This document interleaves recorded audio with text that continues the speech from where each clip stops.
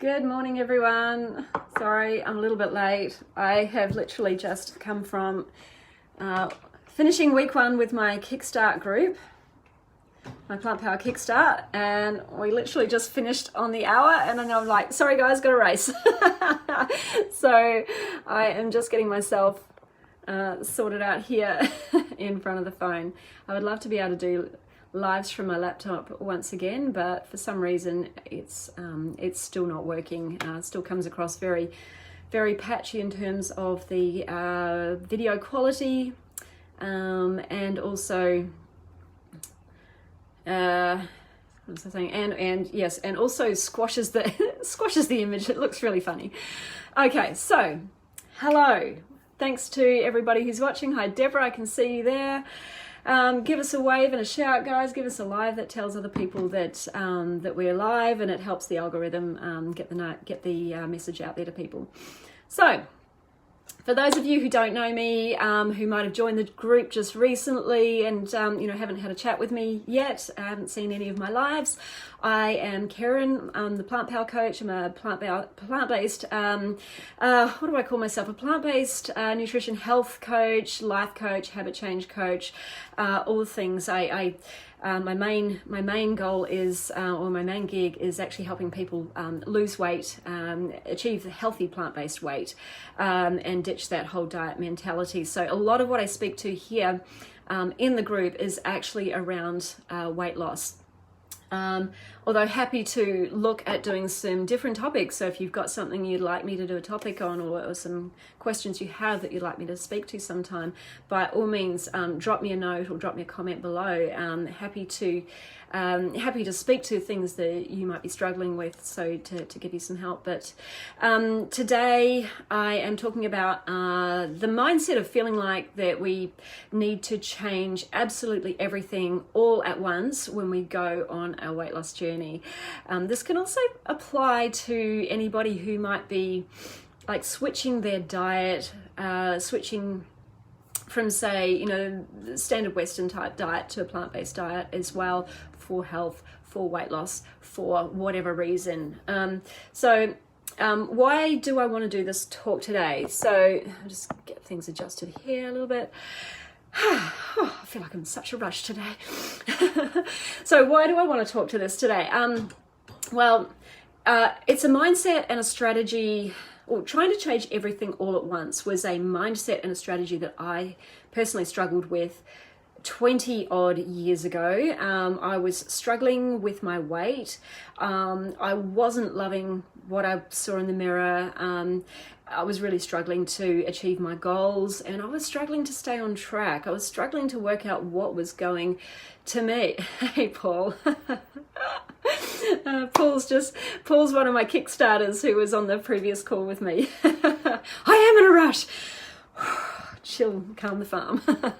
Sorry, everyone. Saturday morning. All right, so yes, I was struggling with this whole mindset of needing to change everything overnight, all at once, start the diet Monday, start the exercise regime Monday, and I was really struggling to stay on track too. And it's also something that I see a lot of other people out there struggling with the exact same mentality, like everything always just needs to change at once. And I heard someone talk about this the other day. It's like going from Big Mac to broccoli.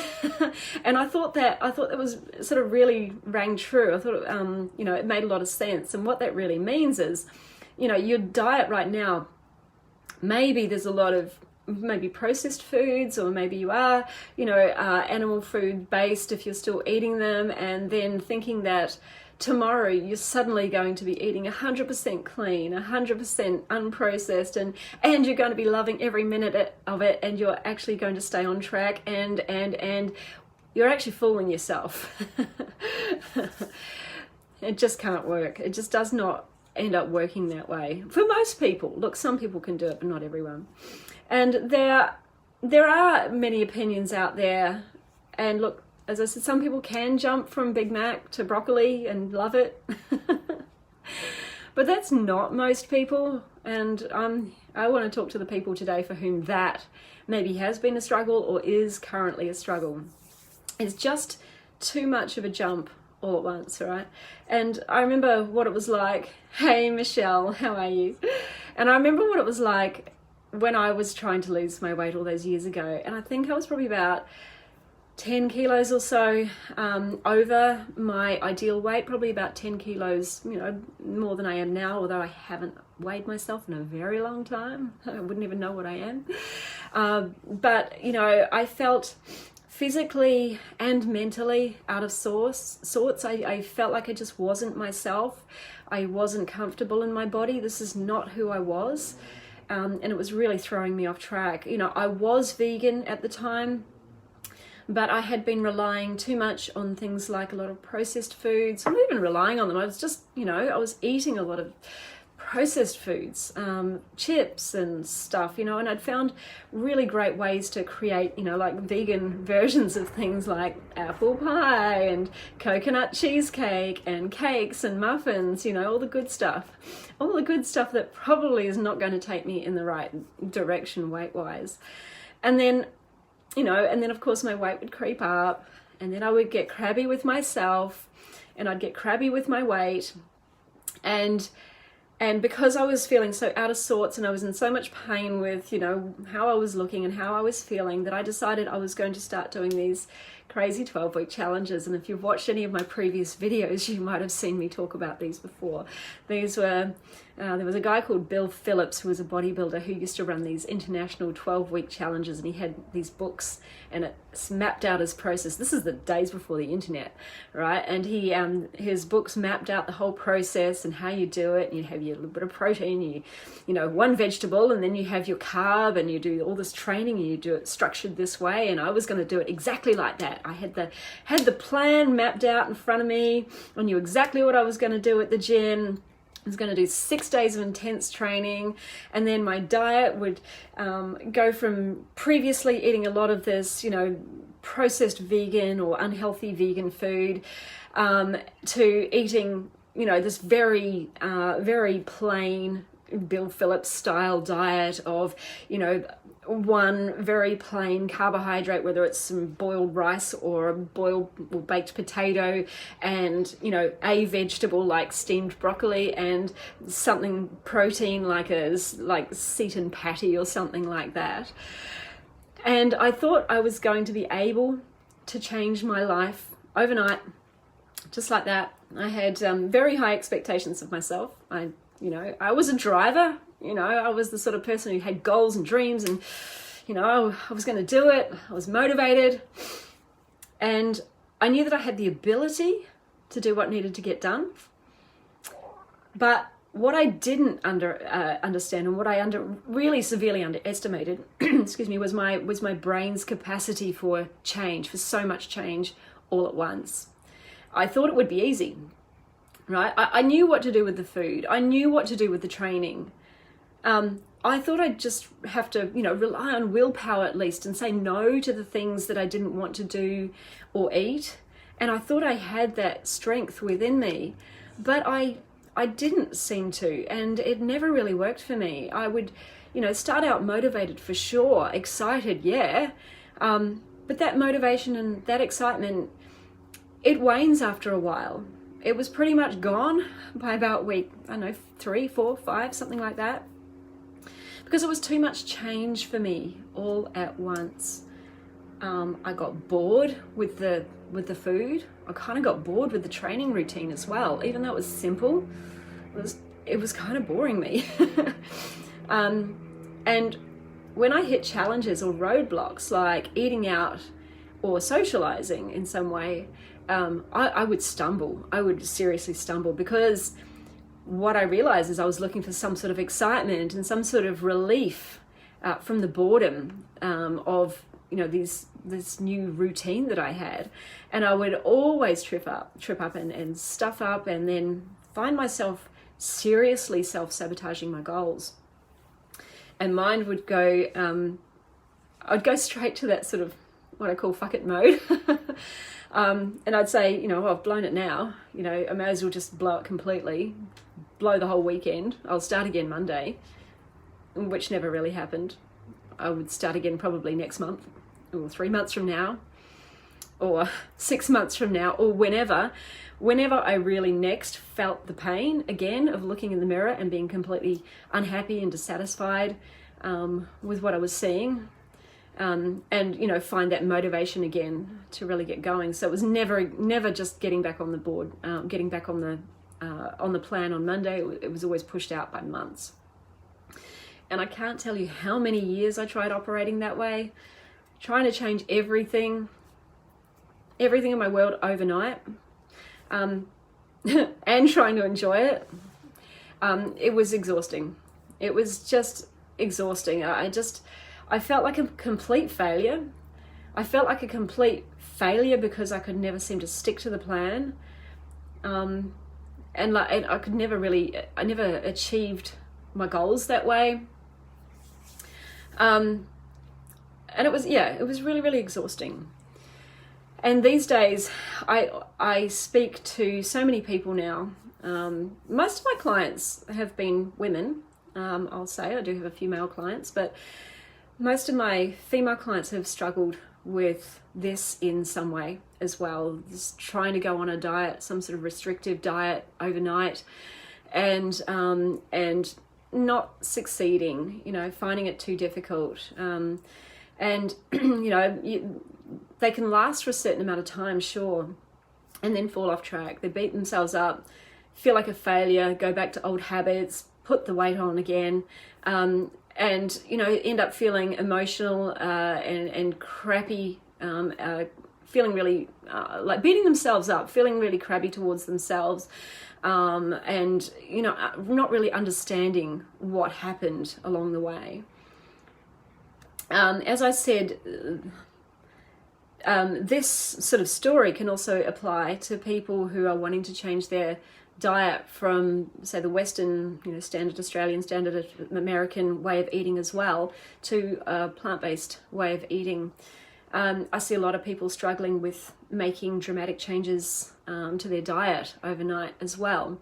I see people going from literally fried steak, fried chicken, fried potatoes, to trying to go to 100% whole food plant-based overnight as well. And whatever our goal is, whether we're trying to go on a weight loss goal, whether we're trying to get healthy, it's a huge leap to change everything all at once.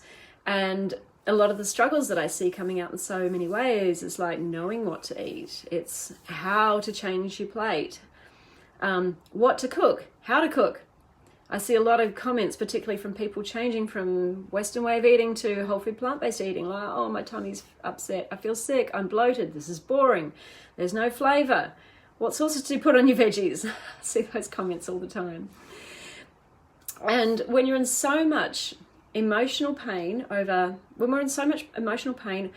our weight struggles, over our health struggles, sometimes in real physical pain too, in the cases of anybody who might be unwell, that pain can be so overwhelming. You just think that unless you take drastic action and change everything all at once, you think that your weight loss goals and your health goals are never actually going to actualize for you. But this is actually not necessarily true. And I want to offer another way of thinking about this, okay? So if you can, start by making little adaptations to the foods that you're eating and the habits that you have. And constantly be looking for little ways that you can up-level your food or your habits. So these little changes and adaptations are what will actually lead you to long-term success. Right? You can make little changes to your meals that will make them just that little bit healthier, such as maybe, adding some more greens, adding some more vegetables in general, reducing your reliability on processed foods, or foods that you would like to remove from your diet. So, whether they be vegan or plant-based, whether you are vegan or plant-based or not, things like cheeses or mayonnaises or meats or processed foods, reducing your reliability, but not necessarily cutting them all out all at once. So to start with, it's about reducing the reliability of these in your diet and upping the quantity of your whole plant foods instead, right? Or if you spend a lot of time eating out, and this is something that you'd like to change, rather than stopping going out altogether and changing your life overnight, make a plan to commit to, maybe cooking a certain number of meals at home, rather than trying to go from none to all. So maybe start with cooking one meal at home and then move it to two when you've got one nailed. I'm actually working with a client on this at the moment. He has been in the habit of eating all his meals out, and now he wants to, come back to eating more meals at home because he knows it's going to be healthier. So just taking it one step at a time, right? But when you go out to eat, also, if going out to eat is your jam, is the thing that you think is holding you back, start thinking about the little adaptations that you can be making to the meals that you're eating out that is going to make them a little bit healthier. Things like asking the restaurant or the chef to cook without oil or without butters, or if you're having a burger, be it plant-based or not, having no butter on it or no dressing on it, or put the dressing on the side, adding more fresh vegetables to your plate, switching out fries or some unhealthier part of the dish for some vegetables or salad. What ways can you adapt even the menu the menu? How can you adapt the menu to add a few more good things in there and maybe switch a few things around? I heard another person talk about this once. She liked ordering a pasta dish, but she said, I want you to give me half the amount that you would normally serve, and I want you to put a whole heap of broccoli in there. I want you to add all that broccoli in there. And that's a great way to take a restaurant made meal and just switch it up so that it's going to be a little bit healthier. There are a lot of little steps that you can take to slowly change your life and your diet that don't need to be massive 180 swings all at once, all right? So why do I recommend this? Not only have I seen the 180 swing not work so many times, and it hasn't worked for me, but our brain actually doesn't like massive change like this. This is how our brain works. And starting to understand that can help you start to understand why making these massive changes may not have worked for you in the past. So we've got different parts of our brain that do different things, right? So we've got a part of our brain that desires growth and development and change. This is the part of us that has the big dreams and the big goals for us. Liken this to our higher self. It's the part of us that knows that, there's more in us, that we're meant for more. And then we have the part of our brain that is, by the way, that part of our brain, the part of our brain that knows we're meant for more, that's the one that wants us to swing 180. It's going, we're not happy here, you deserve better, you can do better, let's just change everything overnight, right? So that's where that drive comes from. But then we have the part of our brain that is the most ancient part of our brain. And this part of our brain is the part that's designed to keep us safe. So guess where we're going with this one.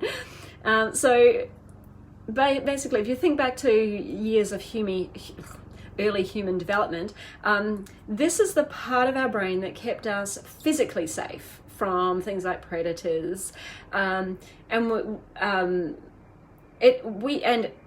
physically safe. So in one way, we couldn't change. It didn't like us changing because changing meant that we may be rejected by our tribe, for example, and we had to fit in with our tribe because being part of a tribe meant we were going to be physically safe.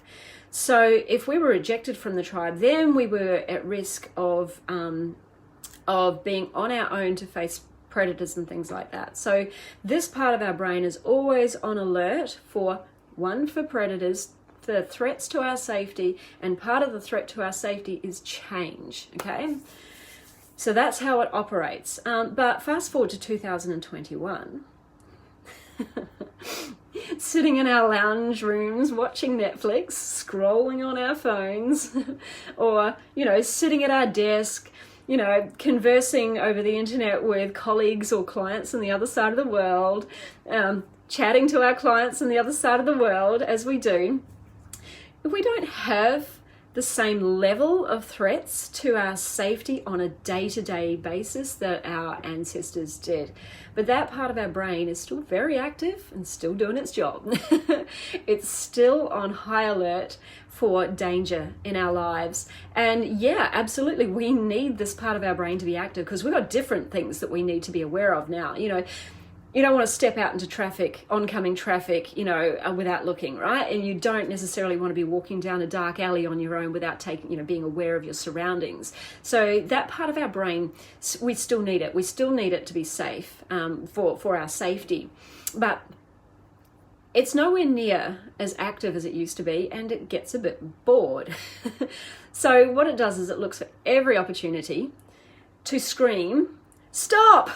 Your life is in danger," and activate your stress response. And it's looking for the most menial little things. And anytime it senses any major change in your life, that's when it's going to become very active. And that's when it's going to start screaming at you, "Stop! Your life is in danger." Even if your life is not in danger. It's just the brain doing its job. So that's the part of our brain that doesn't like massive changes and will do anything it can to take us back to our comfort zone. So, you know, if you've ever decided that you want to do something new and you suddenly get really fearful about doing it, so you have this amazing idea, you know, for a business, or, you know, even if you just want to get back to the gym. I was talking to one of my buddies the other day and she's like, "Just can't get myself to go back to the gym." This part of your brain is really activating, and this is what is holding you back from taking those steps.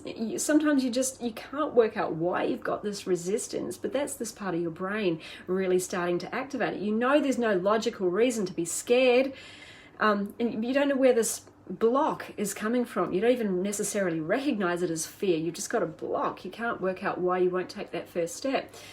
It's this part of the brain activating. It's literally trying to stop you from making changes to your world, changes to how you eat, changes to your environment, changes to anything, because change to this part of the brain equals fear of death. Simple, right? So back to my original point. This is why making smaller adjustments to your food habits, to your health habits. Other health habits could, you know, include things like drinking water or getting more sleep or moving your body more. That's why making smaller adjustments is often more beneficial to you long term and more effective long term than making big drastic swings overnight. So the discomfort and the pain that you're sitting in at the moment can often be a huge motivator to you wanting to change everything overnight, but we just got to slow that down, right? That's the part of your brain that really wants more for you. It wants a new reality for you, definitely wants massive change, and it wants it now because it's impatient. But that ancient part of your brain just cannot handle that much change all at once, and it's going to freak out at some point. It's going to start calling up all the bullshit excuses. It's going to start finding ways to try and throw you off track. It's going to start to say things like, "This is boring," or "I don't know what I'm doing." Who do you think you are trying to change your world? Any of those excuses that suddenly start coming up, that's where it's coming from. It's coming from that part of your brain that just wants to keep you safe. And it's doing a very, very, very good job of it. So just thank it for doing a really good job. It's doing a wonderful job, but we just need to try and tone down the volume of that voice and turn up the volume of our other voice that wants change, and take it slowly, right? So if you desperately want to make huge changes in your life, because maybe it's your current eating patterns or your habits or whatever have brought you to a place of a massive discomfort and pain, but if you also want long-lasting, sustainable change, it's much, much, much better for you to take a small stepped approach to it. almost unnoticeable. These smaller steps, they may not feel like you're doing much, but those smaller steps are going to add up to more over time, and you can continue to up level them. Once you take a few steps, you can go, okay, this is my new normal. I'm going to up level again now. And then you keep going, okay, this is my new normal. Then you can up level again, all right? Now, I know there are some plant-based docs out there, or experts, you know, in the plant-based space, who say it is better to just jump into it like ripping off a Band-Aid. But you know what? I've seen so many people fail trying to do that, and you know, I was failing at doing that too. So, you know, I don't necessarily recommend it for those who know their own history with this and their own limitations with this, and I recommend taking it slowly. Yeah, there are some people who can. There are some people who just go, just tell me what to do and I'm going to do it, and they do it. For you, I'm not speaking to you. You can go and do it. By all means, you can do it. But anybody who struggles with that, like 3 to 4 weeks into it, they're just like, oh, I can't do this anymore. I need a rest. That's why we need to take it slowly. All right? It's time to find a new strategy that is more sustainable long term. Right? All right. Yeah, we want you to be having long-term sustainable results, instead of feeling like a failure all the time if you just find yourself dropping off, because you'll just end up spiraling down if you do that. It's not a nice place to be in. You know, you try and change your life and then you feel like a failure because you can't, and you just beat yourself up with more negative talk, and then you're in more pain. We want you spiraling up. We want you to go, yeah, this is easy. Oh wow, I didn't really even feel that. Oh yeah, what else can I do? And we want you to be spiraling up. All right. Okay, so if there's anyone watching who has any questions about that, raise your hand. Just ask me, do you have any questions? Question time. It's question time. Like business time? I don't know. Flight of the Conchords, anyone watch that? Thank you all for watching. If any questions pop up, I will answer them for you. But thanks for watching, guys. So if any of you are brand new to the whole food plant-based way of eating, and you're trying to take massive changes all at once, and you feel like you're failing and it's not working and you're hating the food and all sorts of stuff, and you don't yet have my free whole food plant-based guide and you'd like a copy, then please drop me a note in the comments. If you're watching on replay, you can do it too, and I'll send it to you via Messenger. So do look out in your inbox if I send it to you. There's some great steps in there, easy steps to help you transition to a plant-based diet that is not about changing everything all at once, just an easy sort of a stepped approach that is doable. All right, so that's for you. And if any of you out there are struggling with your weight loss goals as well, and maybe you've tried this whole 180 approach and it's not working for you, if you want a free 15-20 minute quick chat with me to help you get you moving in the right direction, help you with some just with a few strategies to help get you moving in a sustainable way. Again, please drop a note in the comments and that you'd like a free chat with me, 15-20 minutes, just a quick one, and I'll personally reach out to you as well. We'll set that up. But that's, I see Michelle's asked a question. What is a vegan mayo substitute, please? Well, Michelle, if you look in the recipes I sent you, Michelle's one of my clients, you see. If you look in my recipes, you will see two options. There is a tofu one from memory, and there is a cashew one as well. So you can make your own. They are very delicious. Also, I'll touch base with you as to what you're using it on as well. I've used these particular mayos on like a potato salad, which has been great.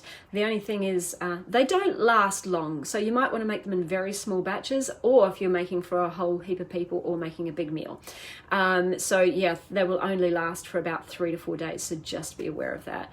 Yeah, you use mustards, and I can't even remember what else is in the recipe, but it's in my guide. If anyone else wants a recipe for, actually I think it's also in the search. If anyone else wants